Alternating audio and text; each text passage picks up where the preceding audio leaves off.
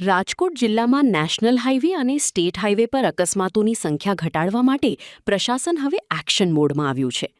જિલ્લા road safety કમિટીની બેઠકમાં એ વાત સામે આવી છે કે ઘણા ઔદ્યોગિક એકમો, હોટેલો અને પેટ્રોલ પંપના માલિકો દ્વારા પોતાના સ્વાર્થ માટે હાઈવે પરના ડિવાઈડર એટલે કે ગેપ ઇન મીડિયનને ગેરકાયદેસર રીતે તોડી નાખવામાં આવ્યા છે, જેના કારણે વાહન ચાલકોના જીવ જોખમમાં મુકાય છે. આ બાબતે તંત્ર દ્વારા કડક વલણ અપનાવવામાં આવ્યું છે.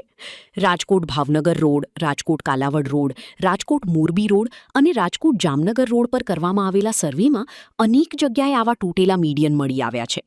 પ્રશાસન દ્વારા તમામ સંબંધિત એકમોને 15 દિવસની સમયસીમા આપવામાં આવી છે કે તેઓ પોતાના ખર્ચે આ મીડિયન ફરીથી રિપેર કરાવી લે.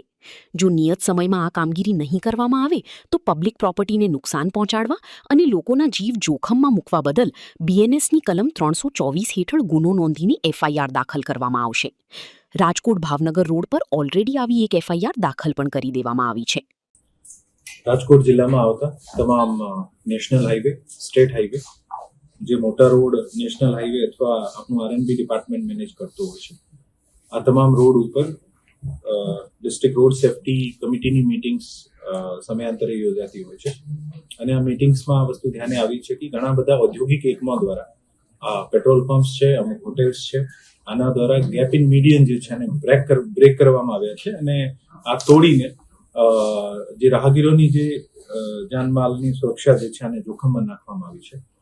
આ તમામ રિપોર્ટ જે છે આરટીઓ દ્વારા તમામ રોડ ઉપર ઇન્સ્પેક્શન કરીને કેટલા ગેપ ઇન મીડિયન તોડવામાં આવ્યા છે આનો એક સર્વે કરવામાં આવ્યું હતું.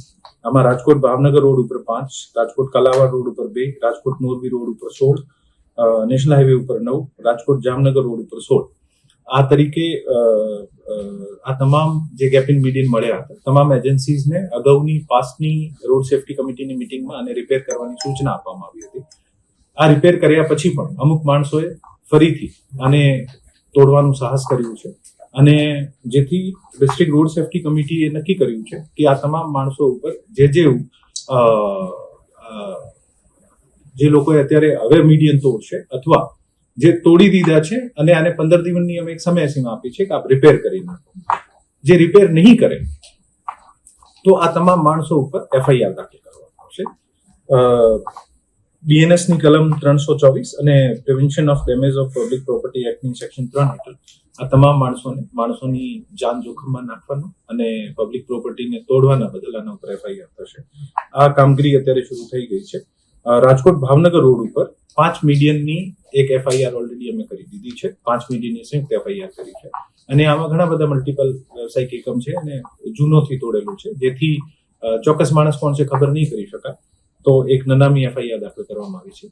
પણ હવે આ બધા રિપેર થશે. હવે જે કોઈ પણ સંસ્થા તોડવાનું સાહસ કરશે તો અમે નામજોગ એફઆઈઆર કરીશું અને જે પણ સ્પષ્ટ રીતે દેખાય છે કે આ પેટ્રોલ પંપ એક જ છે, આ પેટ્રોલ પંપ વાળાએ તોડ્યું છે અથવા કમર્શિયલ એકમ એક જ છે અને આને તોડ્યું છે, તો આને અમે વિનંતી કરીએ છીએ કે આ 15 દિવસમાં સ્વખર્ચે આ મીડિયન તમામ રિપેર કરાવી અને આ જે રિપેર નહીં કરાવશો તો આપને ઓફકોર્સ અમે બધા પગલા લઈશું ને આપને ઉપર એફઆઈઆર પણ દાખલ કરાવીશું. મારા રાજકોટના પણ તમામ નગરજનોને વિનંતી છે કે આપણે પણ ઘણા બધા મીડિયનને બ્રેક કરીને અને સમય બચાવવા માટે અથવા જલ્દબાજીમાં એવું કરતા હોઈએ છીએ અને આના કારણે ખૂબ એક્સિડન્ટ બને છે. આપની જીવન જે છે અમૂલ્ય છે, એવું નહીં કરીએ અને કદાચ નેક્સ્ટ ગેપ જે છે 1.5 કિલોમીટર આગળ હશે પણ આપણે આ જે પ્રોપર સરકારે જે બનાવેલા આખું ટેકનિકલ અભ્યાસ કરીને જે ગેપ બનાવ્યું ત્યાંથી જ આપણે પસાર કરી એવી વિનંતી પણ કરવામાં આવે છે. અમુક રિક્વેસ્ટ પણ મળી છે ગામડાઓ દ્વારા કે અમારે ગામમાં જવાનો રસ્તો છે, આ તમામ જે અમુક જોડતો રસ્તો છે ત્યારે કદાચ મીડિયન ધ્યાનમાં નહીં લેવામાં આવે અને અત્યારે બ્રેક થઈ ગયું છે, એવા પણ કેસીસ મળ્યા છે, ખાસ કરીને જામનગર રોડ ઉપર. તો આરટીઓને અને એક્સીએને જે પણ રોડની એજન્સી અત્યારે વંડેમ કરે છે એને સૂચના આપવામાં આવી છે કે આનો અભ્યાસ કરો, ટેકનિકલી શું યોગ્ય છે ને એવી રીતે પછી ફ્યુચરમાં આગળ વધીશું.